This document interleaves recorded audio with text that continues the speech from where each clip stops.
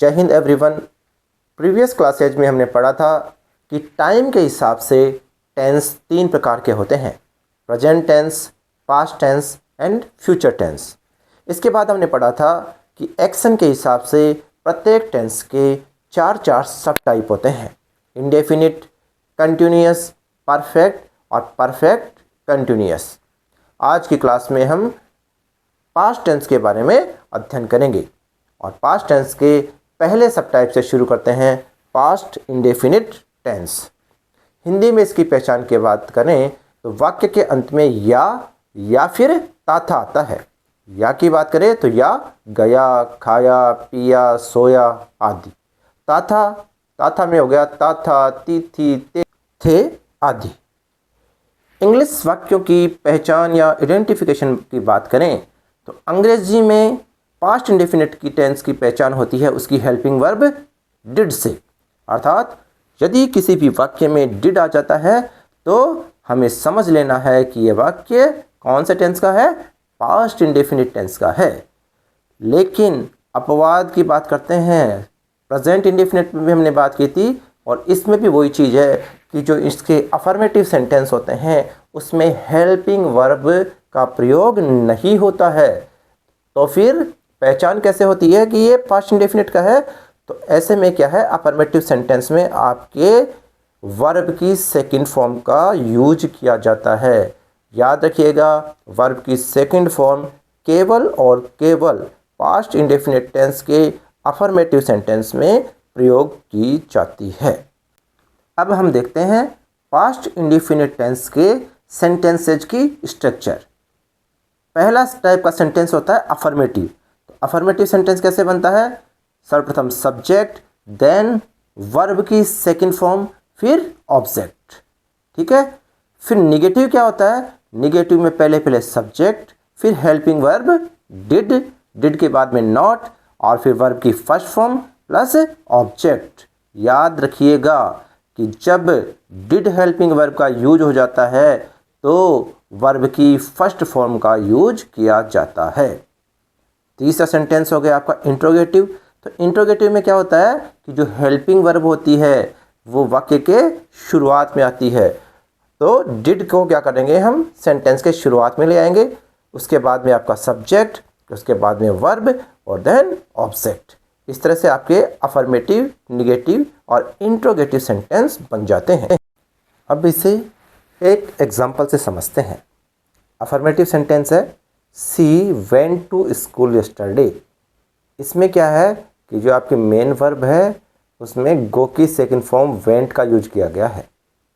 Negative की बात करें तो सब्जेक्ट, फिर उसके बाद में हेल्पिंग वर्ब डिड, फिर नॉट, फिर आपकी वर्ब की फर्स्ट फॉर्म आएगी और फिर एज इट जो वर्ड है टू स्कूल यस्टरडे। तो निगेटिव में क्या बन जाएगा, she did not go to school yesterday. Interrogative की बात करें तो हेल्पिंग वर्ब है वो सेंटेंस के शुरुआत में ले आते हैं। तो सेंटेंस क्या बन जाएगा, did she go to school yesterday और लास्ट में आ जाएगा प्रश्नवाचक चिन्ह। अब देखते हैं हम पास्ट कंटिन्यूअस टेंस। हिंदी में क्या पहचान होती है? वाक्य के अंत में रहा था, रही थी, रहे थे आदि शब्द आते हैं। इंग्लिश की पहचान की बात करें तो इसमें हेल्पिंग वर्ब आती है वाज और वर, और साथ ही वर्ब की आती है आईएनजी फॉर्म यानी कि V4। याद रखिएगा, कोई भी कंटिन्यूअस टेंस या फिर परफेक्ट कंटिन्यूअस टेंस होता है उसमें वर्ब की सदैव V4 का यूज किया जाता है। अब देखते हैं सेंटेंस की स्ट्रक्चर। अफर्मेटिव की बात करें तो subject plus helping verb was oblique verb plus V4 और प्लस ऑब्जेक्ट। निगेटिव की बात करें तो आपकी हेल्पिंग वर्ब है वाज वर्ब, उसके बाद में नोट का यूज हो जाएगा। तो स्ट्रक्चर क्या बनेगी, subject plus was oblique verb plus note plus V4 plus object. Interrogative की बात करें तो हेल्पिंग वर्ब वाज और वर सेंटेंस के शुरुआत में आ जाती है, फिर सब्जेक्ट, फिर वर्ब की V4, देन ऑब्जेक्ट और लास्ट में मार्क ऑफ इंट्रोगेशन आ जाता है। अब इसमें क्वेश्चन ये आता है कि वाज का प्रयोग कहाँ होता है और वर का प्रयोग कहाँ होता है। तो वाज का प्रयोग कहाँ होता है? वाज का प्रयोग प्रायः सिंगुलर सब्जेक्ट के साथ होता है और वर का प्रयोग क्या होता है? प्लूरल सब्जेक्ट के साथ होता है। अब हम इस टेंस को समझते हैं एग्जाम्पल से। सब्जेक्ट है दे, हेल्पिंग वर्ब हो गई वाज और वर में से, तो दे चूंकि प्लूरल है तो हेल्पिंग वर्ब आएगी वर। आपकी मेन वर्ब है प्ले, तो इसमें आपकी मेन वर्ब की V4 आएगी और फिर लास्ट में ऑब्जेक्ट दे रखा है फुटबॉल। तो इससे आपका अफर्मेटिव सेंटेंस बन जाएगा subject they, helping verb were, then main verb की V4 playing and then object football. Affirmative sentence बन गया they were playing football. Negative में क्या होगा? वर के बाद में नॉट आ जाएगा, दे वर नॉट प्लेइंग फुटबॉल। और इंट्रोगेटिव में क्या होगा? जो आपकी हेल्पिंग वर्ब वर है वो सेंटेंस के शुरू में हो जाएगी वर दे प्लेइंग फुटबॉल और लास्ट में आ जाएगा मार्क ऑफ इंट्रोगेशन। अब देखते हैं पास्ट परफेक्ट टेंस। हिंदी वाक्यों में पहचान की बात करें तो वाक्य के अंत में चुका था, चुकी थी, चुके थे आदि आते हैं।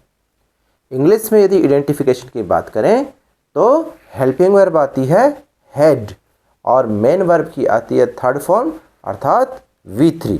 अर्थात यदि किसी भी इंग्लिश के वाक्य में आपको हैड दिखाई दे जाए और साथ में V3 दिखाई दे जाए तो समझ लीजिएगा कि वो पास्ट परफेक्ट टेंस का वाक्य है। अब देखते हैं इस टेंस की स्ट्रक्चर। अफर्मेटिव सेंटेंस की बात करें तो सब्जेक्ट प्लस आपकी हेल्पिंग वर्ब आ जाती है हेड और वर्ब की third form plus object. Negative में क्या होगा? जो आपकी हेल्पिंग वर्ब हेड है उसके बाद में नॉट आ जाएगा। तो क्या हुआ? Subject plus head plus not plus V3 plus object. Interrogative में आपकी जो हेल्पिंग वर्ब है वो सेंटेंस के शुरुआत में आ जाएगी। तो क्या बनेगा? Head plus subject plus V3 plus object और लास्ट में आपको आ जाएगा मार्क ऑफ इंट्रोगेशन। समझते हैं इसे एक एग्जांपल से। अफर्मेटिव सेंटेंस में सब्जेक्ट है सी, हेल्पिंग वर्ब इस टेंस की होती है हेड और वर्ब की थर्ड फॉर्म आती है, इसलिए लीव की थर्ड फॉर्म इसमें लेफ्ट है, देन बिफोर आई कैम। तो अफर्मेटिव सेंटेंस है she had left before I cam. Negative की बात करें तो आपकी हेल्पिंग वर्ब हेड है उसके बाद में नॉट लगा देते हैं, she had not left before I cam. Interrogative की बात करें तो आपकी जो हेल्पिंग वर्ब हेड है वो सेंटेंस के शुरुआत में आ जाती है, had she left before I came और लास्ट में मार्क ऑफ इंट्रोगेशन। टेंस का अगला सब टाइप देखते हैं past perfect continuous tense. Hindi वाक्यों में पहचान की बात करें तो वाक्य के अंत में से रहा था, से रही थी, से रहे थे आदि शब्द आते हैं। इस टेंस में समय दिया हुआ होता है और निश्चित समय के लिए इंग्लिश सेंटेंसेस में सिंस का प्रयोग करते हैं और अनिश्चित समय के लिए फॉर का प्रयोग करते हैं। इंग्लिश वाक्यों की बात करें तो इसकी जो हेल्पिंग वर्ब होती है वो होती है हैड बीन और वर्ब की आती है इसमें V4 ING फॉर्म। अब देखते हैं सेंटेंस की स्ट्रक्चर। अफर्मेटिव की बात करें तो सब्जेक्ट प्लस हेल्पिंग वर्ब लगाएंगे आप हैड बीन और वर्ब की फिर आ जाएगी V4, देन सिंस या फॉर का प्रयोग करके और लास्ट में टाइम लिखते हैं। नेगेटिव की बात करें तो जो आपकी हेल्पिंग वर्ब है हैड बीन, इन दोनों के बीच में नोट लगा देते हैं, यानी कि हेल्पिंग वर्ब बन जाएगी हैड नॉट बीन। तो आपका स्ट्रक्चर होगा नेगेटिव का subject plus had not been plus V4 plus since oblique for plus time. Interrogative की बात करें तो आपकी जो हेल्पिंग वर्ब है वो वाक्य के शुरुआत में आती है और जब कंबाइन कोई हेल्पिंग वर्ब होती है ना तो उनको टुकड़ों में तोड़ देते हैं, दो जगह बांट देते हैं। हेड सब्जेक्ट के पहले आ जाएगा और बीन सब्जेक्ट के बाद में। तो स्ट्रक्चर क्या होगा इंट्रोगेटिव का? Had plus subject plus been plus V4 plus since oblique for plus time और लास्ट में आ जाएगा मार्क ऑफ इंट्रोगेशन। समझते हैं एक एग्जांपल से। अफर्मेटिव सेंटेंस में सब्जेक्ट है ही, हेल्पिंग वर्ब है had been, main verb work है तो इसकी V4 आ जाएगी वर्किंग। फिर आपका सिंस और फॉर का प्रयोग करना है तो आपका टाइम है 2 आवर्स है वो अनिश्चित है इसलिए फॉर का प्रयोग होगा और then time 2 hours. Affirmative sentence बना ही had been working for 2 hours. Negative की बात करें तो आपका जो हेल्पिंग वर्ब है हैड बीन, इसमें हैड और बीन के बीच में नॉट लग जाएगा तो नेगेटिव सेंटेंस बनेगा he had not been working for 2 hours. Interrogative की बात करें तो आप में हेल्पिंग वर्ब हैड बीन है वो 2 भागों में बट जाएगी। हैड है वो ही के पहले आ जाएगा और बीन है वो ही के बाद में।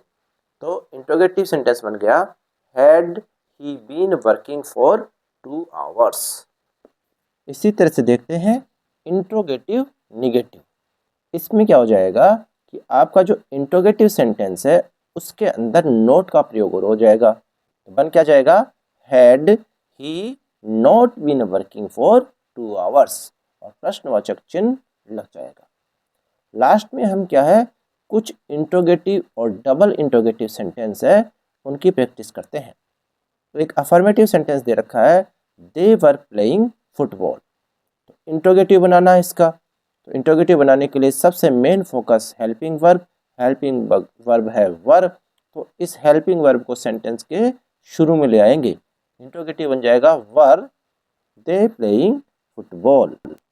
उसके बाद भी देखते हैं डबल इंट्रोगेटिव। तो डबल इंट्रोगेटिव में क्या करते हैं कि जो आपका इंट्रोगेटिव सेंटेंस है ना उसके पहले WH शब्द जोड़ देते हैं और फिर उस WH शब्द से जो आंसर बनता है उस आंसर को इस डबल इंट्रोगेटिव सेंटेंस में नहीं लिखते हैं। तो डबल इंट्रोगेटिव सेंटेंस आपका यहाँ पे बनेगा व्हाट, देन आपका इंट्रोगेटिव सेंटेंस ऐसे कैसे लिखना है वर दे प्लेइंग, और फुटबॉल को नहीं लिखना है क्योंकि फुटबॉल है वो व्हाट का आंसर है। तो डबल इंट्रोगेटिव क्या बन गया व्हाट वर दे प्लेइंग। इसी तरह से आपका अगला सेंटेंस है the lion caught the mouse in his paw. अब इससे इंट्रोगेटिव सेंटेंस बनाना है तो इंट्रोगेटिव सेंटेंस बनाने के लिए आपको हेल्पिंग वर्ब लगानी होगी। तो हेल्पिंग वर्ब है इसमें क्या होगी आपकी डिड। तो आपका इंट्रोगेटिव सेंटेंस बन जाएगा did the lion catch. Did का यूज हो गया तो फर्स्ट फॉर्म आएगी did the lion catch the mouse in his paw और फिर प्रश्नवाचक चिन्ह लग जाएगा। अब डबल इंट्रोगेटिव की बात करें ना तो ये डिड वगैरह सारा का सारा ऐसे कैसे आएगा, उससे पहले आपका WH शब्द जैसे इसमें लगा है होम लिख दिया होम, फिर ऊपर वाला इंट्रोगेटिव सेंटेंस एज इट आ रहा है देखो whom did the lion catch in his paw। अब ये जो माउस आंसर है इसलिए ये माउस नहीं लिखा है और बाकी का एज इट आ गया whom did the lion catch in his paw। जो कोशिश करता है वो मंजिल पाता है।